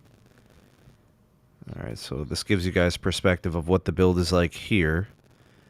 All right, we got Cleveland Hopkins International Airport. You got Burke Lakefront Airport, which is up here somewhere, I think. Yep, there it is, Burke Lakefront Airport. You got a lot of millimeter wave out here in these streets. There's a lot of millimeter wave over here. There's millimeter wave everywhere over here. I see it on the highway. Actually, north. Yeah, there's millimeter wave all over here. In fact, you see these little connections on these streets. There's no C-band there. That's all millimeter wave. Yeah, there's millimeter wave everywhere. These sites, Dennis, by the way, here in Westlake, they're getting upgraded right now. Some of them just aren't turned on yet. So this will be dark red. Let me see. I mean, Sneed, there's a couple of upgrades here. There's some CBRS upgrades here. Dude, they did the Cleveland area really good, bro. Sneed, if you like this right here, for example, is only a couple of sites, and then this one's upgraded. Sneed, if you want to see an insane millimeter wave deployment, go to Wilkesburg. Where? Wilkesburg. It's just east of Squirrel Hill. Well, you'll need the extension to see it, but that whole city of Wilkesburg, that is like a dark red. It's so if you go back to Pittsburgh. Hold on a second. We missed a super chat from from the homie. Is it pinned? Yeah, we got a super chat. Thanks, Steven. Appreciate it. Any new updates on AT&T N77? I know that the most recent thing is they want to get to 130 million pops by the end of the year. I don't know if they get there, but they say they're at 100 million pops right now. I would believe it. 2 million. I'd believe it. Really? Oh, dude, AT&T C-band is all over Pittsburgh. Oh, so they're flying. See, I told you, Dennis. I told you they were coming, dog. Oh, and the performance got better, too. It's no longer sitting at, like, the low hundreds. It's actually getting, like, 300-400 pretty consistently. I'm telling you, bro. You were being blasphemous about the AT&T 5G. I mean, I call every carrier like it is, man. If a carrier's performing bad, I call it out, even if it's AT&T. I hear you, man. Until it performs well, you got to stick it to them, right? Yep. All right, so show me where I need to go, So Dennis. just zoom all the way in on Pittsburgh. Zoom all the way in. Keep zooming. Keep zooming. Little more. Little more. Yep. Wilkesburg. You see it? Bottom right hand corner. Just Wilkinsburg. Wilkinsburg. Okay. Yeah. That whole, all those roads, man. Every single one of those roads, millimeter wave. Has nodes. Yeah. How does it perform? Good. Well, Nice. during non-peak hours, 4 gig. 4 gig by like 100 by like 100, 200 up. Okay, and peak? Drops down to like 1.8, 2 gigabits. Is that congested in your eyes? No. I think it's doing its job. I think it's doing its job, which is offloading a absolute butt ton of traffic. Bro, we got to talk about, like, what is congestion, right? Like, I was on Twitter. And by the way, like, I respect everybody. I don't try to, like, put people's opinions down. It's not really my style. But, like, somebody was telling me that the Verizon network was congested, and they showed me a speed test of 20 megabits per second. Now, for an LT connection, I mean, I'm not sure what their expectation is. Now, if it's a 5G UW connection, it's cutting it close, right? So, like, I think it's always relative. Like, what technology you're connected to, what are the resources that are available at a specific place. Like, if you're in Wilkinsburg and you have millimeter wave, my expectation here is I really shouldn't see congestion anywhere. I shouldn't be seeing, like, 20 megabits a second anywhere, under any circumstances. But, like, if you're in a rural place where, you know, the last tower upgrades were done were band 13 and band 66, and I'm getting 20 meg, I mean, that's kind of what I expect, right? Yeah, I mean, my stance is this. For LT, 20 meg is fine. I disagree with you about 5G UW. You said it's cutting it close. If it's like a mid-band connection like N41 C-band, anything less than... Honestly, anything less than 100 to me is unacceptable for a mid-band frequency. Like, if you're on mid-band, like C-band or N41, you should be getting, at minimum, in my eyes, 100 meg download, and at minimum, like, say 10 meg upload, in my eyes. Otherwise, what was the point? I mean, you need there's a couple of factors. You need radios, antennas, spectrum, and backhaul. You need fiber to these tower sites. We've seen carriers skimp out on backhaul where the spectrum didn't even matter. Oh, on right? that. We've seen 100 megahertz channels and, like, you know, you're giving it like 300, 400, 500 meg, and it's like it can get congested easily because they're not really getting all the spectral efficiency out of it because they're not really pushing it. You got to give it juice. Which, real quick, on that note, T-Mobile's been upgrading their back all over Pittsburgh. Are you starting to see Gig Plus? Not Gig Plus, but I'm starting to see what I would consider to be good performance. So, if you're on N41, you can have relative confidence that you're probably pulling anywhere between like 2 to like 500 meg, which I deem acceptable. I deem that as acceptable. Look at Verizon's build in Detroit. Dearborn. If I remember correctly, I saw a lot of millimeter wave nodes in Dearborn when I was there last year. I think they got a lot of millimeter wave on these streets. I mean, do you want to look at AT&T's build in Pittsburgh real quick? Do they have a map? I mean, yeah, it's just all dark blue 5G, but I could tell you that if it's dark blue 5G, you could pretty much bet your bottom dollar it's probably 5G plus. Let's check out New York, dude. How we doing in the NYC? Flushing and Queens is covered. LaGuardia, they left it alone. Brooklyn is covered, the whole area. That looks like a lot of millimeter wave, dude. Bay Ridge, Sunset Park, Borough Park, Flatlands. When was the last time T-Mobile updated their coverage map, Sneed? I don't know, man. Is that something they typically do often? I feel like at least once a year. Shall we? Yeah, I mean, it doesn't look any different to me. Either that or they just forgot about Pittsburgh and expanding the N41.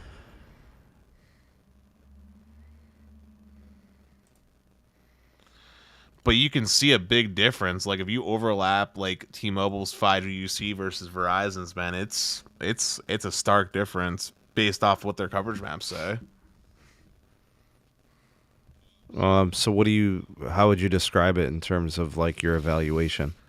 I think that Verizon's 5G UW is definitely available more widely. It's the opposite of T-Mobile. So like T-Mobile 5G UC is available pretty much all throughout the actual city of Pittsburgh. And then, but like not so much as you get away from the city. Whereas Verizon, the further you away from the city, like the better that UW is. And it's like available like in the most rural of rural. I'm talking like population 600 people rural. But in the actual heart of the city, there is no C-band. It's millimeter wave in the downtown parts of Pittsburgh still. There's no C-band in like the actual heart of the city. But look at like... You think they need an update? You think they got more than this? No. You think this is it? I think for the most part, yeah. Well, I can tell you, give you the CLE look. Wow, their map sucks. All their maps suck, dude. Look at this. I see. Verizon's was more responsive. Well, Verizon was also eating up like 20% CPU utilization, and I have freaking 16 cores and 32 threads. Let me see. It's pretty accurate, dude. They might have done some action over here, actually. Some of this might have to get filled in. But you can see the stark difference, man. You're blank. Okay, this is true. This is true. Some of these pockets are 100% true. But you're blanketed, man. Yeah. You can see the difference. You're blanketed, and Pittsburgh is just like spotty. Yeah. Yeah, but like for example, like let me see if I can find you something. Wow. See, they're missing a couple of sites here. So they'd have N71 here probably. Wow, that's pretty. See, these are more, you're getting into like ruralish, LaGrange. I'm just happy that T-Mobile's getting a little bit better, and I'm hoping they stay on that trend. I'm really hoping that like this needs, see, like here's a site. Here's another site. Like you could see how the sites are propagating. You see the lobes. Like here's a lobe, and here's another lobe. Right? So that means there's probably a tower here that needs to get done. Like there's probably like a dozen towers in this area that need to get done that they haven't. Yeah, I'm just really hoping that we get the standalone enhancements that you saw at the HQ, man. I watched your video. You were getting like an improved upload of like. Oh, it was huge, bro. It changed everything. I went from like 1 to 5 megabit uplink to like 30, just by having the two bands together, the N71 and N41. I'm hoping we see that improvement here. Oh, you're not seeing anything like that? I mean, I've seen the carrier aggregation before, but it's not an improvement. It's actually to the detriment, typically. I'm hoping that gets fixed. Let me see if this is accurate for Columbus the last time I was there. Yeah, that's probably right. You know what we should do? Longmont, Colorado. Oh, that's T-Mobile's. Like, yeah. That's T-Mobile heaven. It's a hog rolling in the mud. It's the Garden of Eden for T-Mobile. Is it? Oh, dude, yeah, man. When I was down there with Stetson, man, you literally, legitimately, I can say with the utmost confidence, if you live in Longmont... Dude, they got no coverage west of the Rockies. Yeah, though. but if you live in Longmont, Colorado, if you don't have T-Mobile, there's something wrong with you because they're that much better than Verizon and AT&T there. Okay, well, there it is, courtesy the bearded one and the Stetson. Yeah, Longmont's covered. It's really good. So what do they have, like maybe 4 or 5 sites in this area, and they're all contiguous? You're getting like 700 meg. on UC there, like 700 by 100. They got nowhere indoor coverage in these places? What's going on there? There's no indoor coverage in these places? There is. Are these lakes? What are these lakes? Yeah, those are bodies of water. Okay. Your phone is on your mic again. Bro, you know which phone it is? Guess which one. I'm going to guess it's the Pixel. Dish. Oh. It's the Dish, bro. It's the 600 megahertz blocks from Dish. Crushing my freaking interface and mic. I still don't have Dish, Okay. man. How? Oh, yeah, Ryan. 5 megahertz does suck. Oh, dude. At least I got 15 on N71. Although, Ryan... So you guys got 5 on LTE then? Yes, I told you this before. It's 5. They split it up 5 by 5. 5 on... So did you ever look to see which companies have it? Like Dish has a little bit, and then probably somebody else. You looked, and you told me that they had more and didn't understand why they were doing what they were doing. But I will say, Ryan, if you go down to Beaver County, specifically, there is a cell site out in Chippewa Township. They actually did improve it from 5 to 10 megahertz, and it is a night and day difference. What kind of performance gains come from just having an extra 5 megahertz on NR?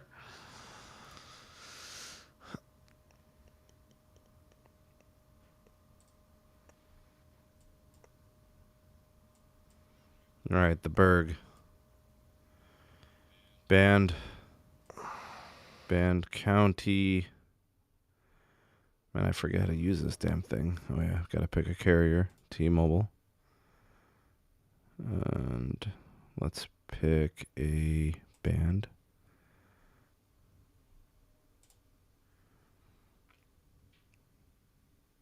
All right, there's some. I guess that's 5 megahertz. 10 megahertz.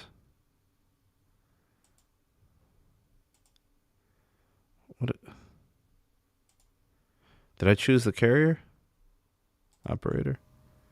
Oh, here we go. Nope. Right outside of Pittsburgh. Yep. Okay, there's 5. Okay. There's 10. 10. Okay. So who's got block A? I think Comcast. B. I think Comcast has some. There's 25 megahertz that T-Mobile doesn't have. That's Dish probably.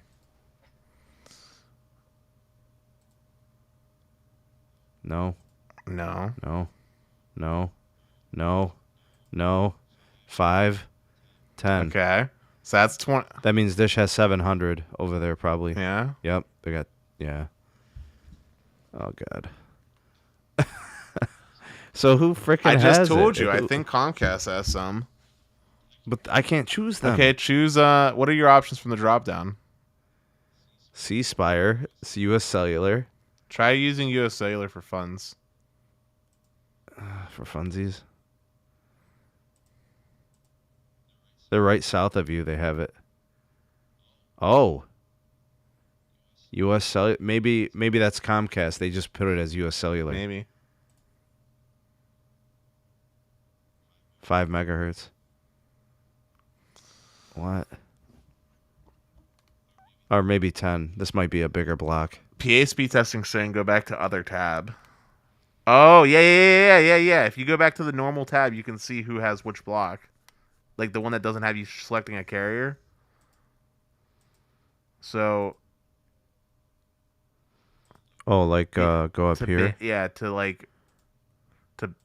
just like band or whatever. Oh. There you go. Now if you click on it, it should tell you who has that.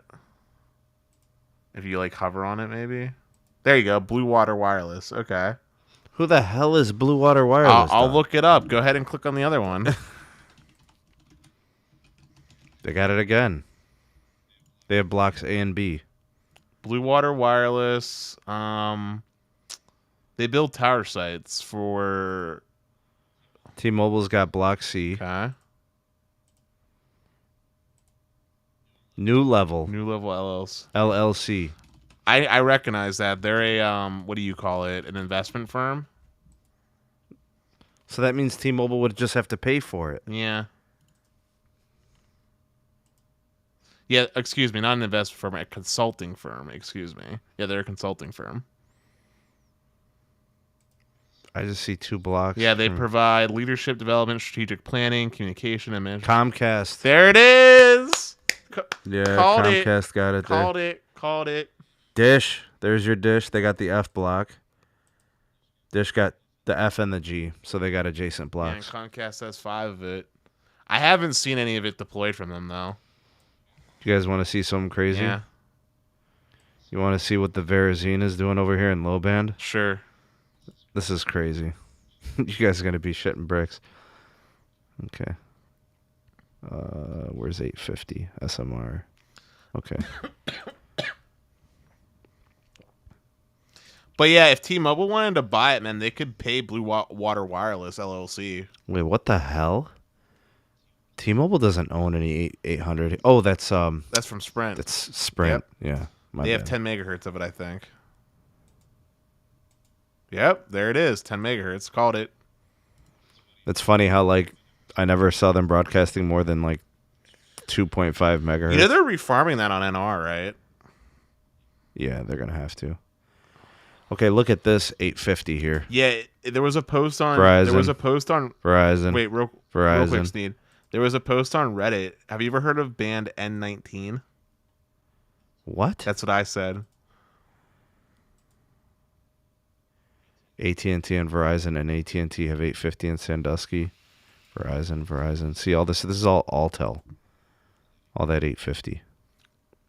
But yeah, N19. That's what I. AT&T. Look, see right outside my county, they got 850. They do it here. It's shared in New Philadelphia with AT&T and Verizon. Look at Pittsburgh. I want to see what Pittsburgh has. See, here's Altel, but it's still Altel. I'm guessing it's just Verizon.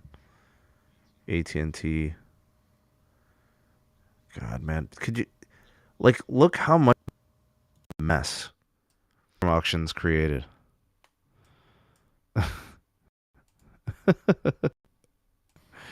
It is terrible. Let's look at CBRS holdings real quick. Oh, sure. 3550, I think. But yeah, N19, by the way, I saw a post on Reddit. Someone was connecting to it. But anyhow. You want to see national? Or do you want to see a specific market? Pittsburgh. The Berg. I'm pretty sure Verizon has 40 megahertz of it here. Of PALs? Mm-hmm. Oh, that's nice. Oh my God! Look at all that Comcast. Yeah, they're going to be building out. CBRS. So that's 1, 2, 3, 4, 5, 6, 7, 8. I think that's how it's marked. I think it's showing you all the CBRS licenses are Comcast. Verizon, Comcast, Dish. Yeah. I've been seeing it from Comcast. Verizon, Comcast, Dish. Verizon, Dish. Verizon, Dish. Dish. I've been seeing it from Comcast, though, man. So what is that, about 40 megahertz from Dish and 30, 40 megahertz from Verizon? That doesn't sound right. Yep. Doesn't sound right? These are 10 megahertz subblocks. Oh, then yes. Yeah. See, look. 10, 20, 30, 40, 50, 60, 70. There's 70 licensed and 80 unlicensed. It's 150 megahertz total. But I've been seeing it from Comcast as well, dude. You have to come down to Pittsburgh, and I have to have you bring your Xfinity mobile line so you can test it. Look at who's got CBRS here. Charter, Dish, Windstream, Watch TV, Windstream. What is that? Let's go to the next block. Similar, same thing. So they got those 20. Amplex. Who the Dish. So Dish has a lot of CBRS here. Verizon. There's your Verizon finally. Dish. More of the same. Verizon and Dish. Amplex, huh? Electric company. Dish and Verizon and Amplex. Dish and Verizon and Amplex. So when it's split like that, what is that? Blue Ridge Wireless. Who did we figure out that was? That's a cable company. Wait. That's a cable company? No. I'm sorry. Blue Ridge Wireless. Hold up. That's different. We just looked it up, didn't we? No, that's different from. Hold on. Let me make sure. No, we looked up Blue Water. We looked Blue Ridge. Oh. Blue Ridge is a cable company. Okay, Blue Ridge is an actual cable provider. Yes. So like that means they're going to want to get people on small cells maybe. They start it wasn't expensive to get this license. Yeah, Blue Ridge Communications, they're a cable company, and they're primarily in, like, central Pennsylvania. They have no footprint in Ohio. What are we talking about, like north of the Berg? No, I'm talking, like, out towards, like, State College, like Lidditz, Ephrata, Kingston, more towards, like, Philly. Hollidaysburg? Like, I'm talking, like Ephrata, Kingston, Lidditz, West Penn Township, like more east. Have you ever been to Altoona, PA? Yes, because it's by State College. It's right next to State. Dude, I went through it whenever I was traveling to State College. Yeah, it's. Look at all that Altel. So is that technically Verizon's? Yeah. Dang. Verizon's good in Altoona. Flyboy Rex wants to see mmWave for. Also, wait, Mike, what do you mean you can't really use Comcast Mobile? It's Verizon. Well, he must not have. Yeah, he must not have them as servicing his area. Maybe. Maybe. He had an earlier. All right, mmWave. Who's got mmWave in the CLE? Let's see here. T-Mobile has mmWave because I haven't seen it. Starry Spectrum Holdings. Wait a minute. They need to come Wait here. a minute. Dude, that would Starry be sweet, Spectrum Holdings. I'm Google search. Yeah, Starry Home Internet. Yeah. Okay, yeah. That's a company. They're in Boston right now. They're building in big cities. They usually do multi-dwelling units. Yeah. Starry again. They got all the 24. Oh, Verizon's got some 24. Ooh. They haven't done anything with it yet. It's all 39 gigahertz here. Yep, they got more. AT&T. Yeah, that's what. We'll go up. They've go got up to some D Block. 24. AT&T had D Block as well. In Pittsburgh. They did? Yeah, in Pittsburgh. Oh, in the Berg. I'm doing CLE first, homie. Chill out. All right, actually, you know what? Let's do both. Yeah. Okay. So Starry T-Mobile. and T-Mobile. T-Mobile again. Verizon And AT&T. and AT&T. How big are these blocks, by the way? 100. So we have 200 for T-Mobile so far, 200 for AT&T. AT&T and Verizon for Block D. Mm-hmm. Block E as well. AT&T Damn. and both. AT&T and T-Mobile. AT&T and T-Mobile. All T-Mobile and 20 gigahertz. Pittsburgh, all Verizon. That's wild. T-Mobile again. Look at that split. Verizon again. You know, can I just say, you would think that the carriers would want to try to get the same damn block and the same damn spectrum, just nation. They don't even care, bro. Verizon's got here's the 3700. Verizon again. They got this whole area lockdown. Holy moly. They own all the 37,000. Damn. Also, National. Michael E clarified why he can't use Xfinity Mobile. He said he got turned off for using too much data on the unlimited plan. Damn. Well, Steve, you remember when you signed up for it, I told you don't go past 100 gigs. Well, we didn't want to risk the account. Yep. I bet you that's what Michael And did. the fiber. I bet you that's what Michael did, man.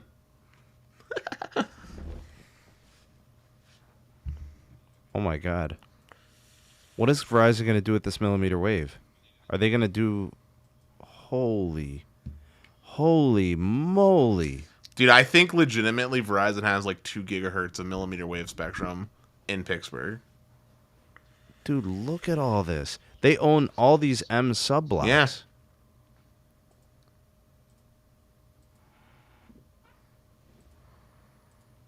You know what they should do with this? Offer the home internet. Yeah, but I think they should give it to Project Quipper. Who's Project Quipper? Amazon. I'm curious, man. Wow, there's more, Dennis. I'm aware, but I'm curious. For every 100 megahertz theoretically on millimeter wave, what does that equate to as far as like theoretical speed? Well, we don't know yet because we haven't seen the MIMO yet. Right. Like the spectral efficiency isn't there. Like, okay, so take for example like C-band. Yeah. Because of the massive multi-user MIMO, we're seeing way more throughput and way better range and beamforming. Like, we're not seeing the same spectral efficiency on millimeter wave. So say for example, Verizon does 200 megahertz of C-band. Yeah. That's going to perform better than 200 megahertz of millimeter wave. But if we had a ballpark it rough based off our current testing, like what would you say? Like for every how much? What's the spectrum depth? 100 megahertz chunks. 100 megahertz. Yeah. I mean, we're seeing 4 gigs on 800 megahertz right now. 4 gigabits per second on 800, and that's not theoretical. That's like real world. Yeah. They're saying with an update to the MIMO, it should go to 6 gigs. So that improves it by like 50%. You see how important the MIMO is? Yeah, but I'm saying, like, would it be fair to say, like, for every 100 megahertz, 500 meg? As it stands right now, yeah. But see, we're expecting gigabit speed on 100 megahertz of midband, right, because of the MIMO. It matters, bro. The hardware matters. This is crazy. These guys got a lot of millimeter wave, man. You want to do C-band? Yeah. I got to go way down. C-band or DOD? Let's start with C-band. Okay. And these are... Block A. And Block A. All things Block A is Verizon. And that's what, 100 megahertz? What does INT mean? So these are 20 megahertz sub-blocks, Dennis. Okay. So you'll see like... And you'll see like 5 partials and 5 full. Mm-hmm. Right, so that's how you get your 100 megahertz. I think INT means like temporarily or something. Like, so this is AT&T. Maybe it's like... Right? They don't own a block, so... Yeah. That's all it might be Verizon. like what they're using until they get... Yeah, exactly. So here's your block B. Yeah. Verizon. AT&T. See how it's like split now? Can we get some T-Mobile in here? Albany, New York. They got 20 megahertz. 40 megahertz. 40 megahertz in these places. Yeah. And some of these places. Well, yeah. Who's the green? Licht Wireless. LICT Wireless Broadband Company out of St. George, Utah. Carlos, talk to me about this one, bro. Look at Florida. Orlando. They got C-band for T-Mobile. Cleveland got C-band for T-Mobile. Does Pittsburgh have it? Wait, hold up. I think Pittsburgh has it. Wow, T-Mobile's got 40 megahertz of C-band in the CLE. I think same with Pittsburgh. Go back. Go back to what you were on. Yeah, it's 20. 20. 40. 40. Oh, my God. Would you look at that? Pittsburgh might actually get some more love. Well, hold on. Let's do TOD. Let's do the DOD. Okay.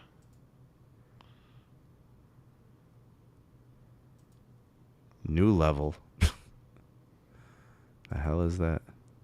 New level again. Look up who New Level is. You got it. That might be Dish. You got it. That might be Dish. AT&T 20. AT&T another 20. Wait, they don't have 60. These must be in 10 megahertz sub blocks. I thought they were in 20. Oh yeah, these are in 10. DOD's in 10 megahertz sub blocks.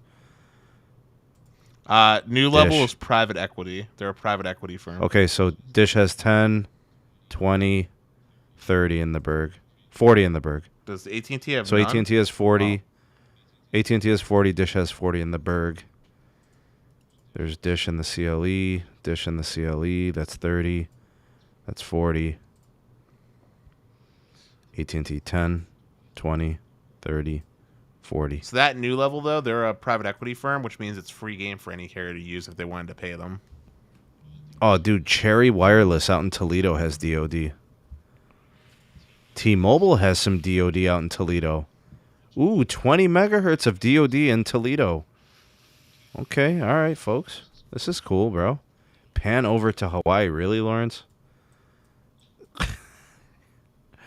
There you go. Nothing for anyone, anywhere. Nothing in the 3 gigahertz because of the freaking military, bro. Hey, Sneed, do me a solid. Look at this. Do me a solid. They have CBRS there? Ooh, who's got CBRS in Hawaii?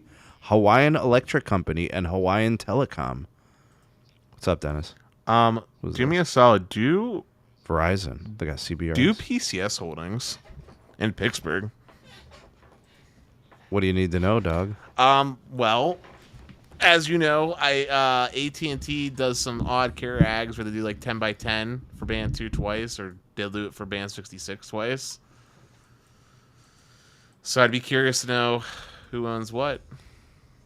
For PCS? Mm-hmm. I got you. Take it from the top? Yep, take it from the top. Mixed. Yep. U.S. Cellular. You guys have U.S. Cellular Nope. there?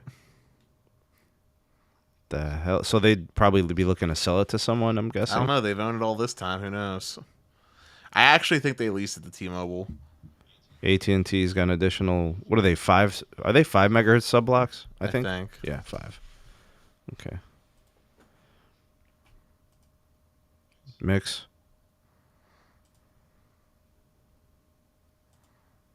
Verizon's got a big block. Leased from. Leased from who?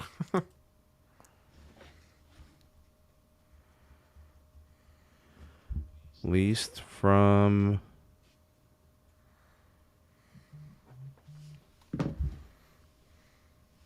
themselves. Okay. It says Celco partnership. That's themselves. That's shady.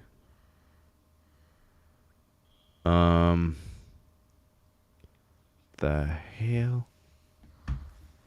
That's really weird, bro. Yeah. All right. Good to see. PCS, man. That's so random. T-Mobile. T-Mobile. G.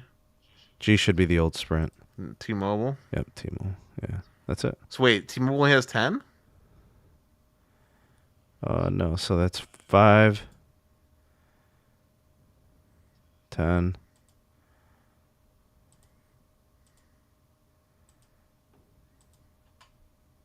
If they only have 10, it explains a lot. There's another 5. Okay. That's 15. They should have 20, usually. Yeah, 20. So I don't understand They have 20. It looks like AT&T's got 20, and it looks like Verizon's got 15. So I don't understand that when it's split like that. Like, what does that mean? Like, when it's split like that? This? Yeah. That means they all have, like, each one of these is a license within this frequency range. So T-Mobile's got an 1850 to 1865. Yeah. And they have the 1930 to 1945. These are, like, sub-blocks. Mm-hmm. Right? So then you'll notice, like, here's AT&T. Yeah. They're 60 to 65. Right? So T-Mobile's 50 to 65. So they're in adjacent sub-blocks. Man, PCS is messy. Look at AWS as well while you're at it. Just look how messy that gets. I think AWS might be worse. I know, that's why I'm telling you to look at it. For Berg? Yeah. Come on, you know Pittsburgh's the most important city. Dish. Who? They named it after the Spectrum? Bidco? This is stupid. There's the Verizon, also leased from Yeah, but if you themselves. look up at Newcastle, AT&T's got it. Verizon, T-Mobile, AT&T. T-Mobile, AT&T. Damn. That's really split. Yeah, but see these AWS licenses are important because remember this is uplink and downlink. Yep. So it's paired spectrum. Yep. That's all T-Mobile and Verizon leased from. I'm telling you, man, Verizon's situation was bad, bro. Because they didn't buy enough when they had the chance to. Lowell McAdams screwed them up. Some random ass names, bro. There's Verizon, AWS 3. That's from 2016. That's Dish. Now, AWS 3, that can only be used for downlink, right? No, that's downlink uplink. It's the AWS 4/H. This stuff. Yeah. That's the stuff. Oh, here it is. That's what I was looking for. Yeah. It'll be all dish. Yep. 10. 25, I think they have. 25 paired. What's the next auction coming up, Sneeze? Is that the 12 gigahertz? 12. I forget the exact frequency, but yeah, but there's going to be a ton of it. It's like 500 plus megahertz. 3.1 is probably happening shortly after that. Who do you want to see get the 12 gig? Like who do you want to see get the market share of the 12 gigahertz? Personally, whoever has the densest network in every single one of those markets. So in Cleveland, I want it to be Verizon, and in Pittsburgh, I want it to be AT&T. I guess they're the densest. Yeah.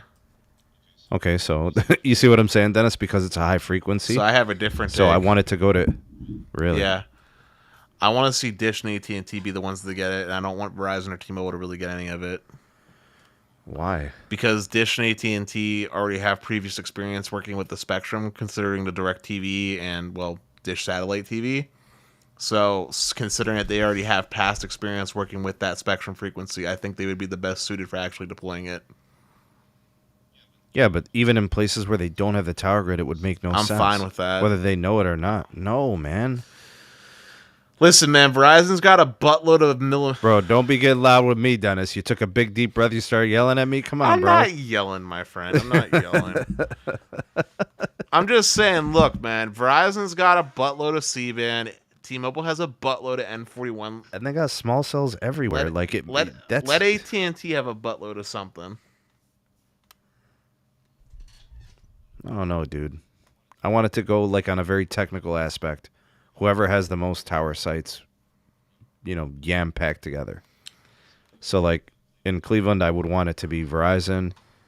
In big cities, I'd like it to be evenly distributed because, So whatever. So at what point, Sneed, did we just tell the carriers to shove it for the next decade because they have enough spectrum? Well, I don't think it's ever going to get to that point because we're going to have use cases, right? You got enterprise, you got private networking, you got millimeter wave that needs to get into these frickin' venues, hotels. We need DAS, right? So it's never going to be done. I truly believe that every hospital should have every frequency. Yeah, indoors and outdoors. I said for the next decade. I didn't say forever, just for the next decade. I don't know, man. Because here's my shtick. There's what's the final frontier? Isn't it the higher frequencies? Yeah, but here's my shtick, right? This is my shtick, Sneed. Right now, the main improvements that we're seeing from the 5G is mainly just from having additional spectrum. And what I'm gonna get at here is like the only way to force the carriers to really start deploying small cells like Verizon was doing is if their spectrum started, because that's the only reason why Verizon got so aggressive with millimeter wave. You know what I mean? Well, they were just waiting for C-band to clear. Yeah, but for a fact that if Verizon would have had access to C-band like T-Mobile did for N41, they would have just did a mid-band. Right away. Sure, yeah. Big facts. And then millimeter wave would just not be existing at all in the U.S. if that happened. Bro, do you know, like, every single state within our community, right? Like, we've got viewers and supporters and stuff. Nobody has ever told me that they live in Maine. In Maine? Mm-hmm. Omega Wireless in Maine. Dish in Maine. Well, T-Mobile in Maine. well, Sneed, my friend, you've been going for almost 2 hours. I'm actually gonna get ready to head out with my buddy Nico. We're gonna go downtown, South Side, Yeah. Nice, dude. Enjoy. to Jekyll and Hyde. All right. Let's do it, man. Big shout out to Steven. Thanks for that last minute. Hit it at the buzzer super chat. Give us your favorite hashtag. Give us your preferred hashtag for tonight. There's all types of them. Hashtag Telco Jesus made an appearance tonight, so we appreciate you, Dennis. Like, share, subscribe for more, and turn on the bell notification icon so you know whenever we do go live and we upload videos. Dennis, again, thank you for coming by. We out this piece. Peace.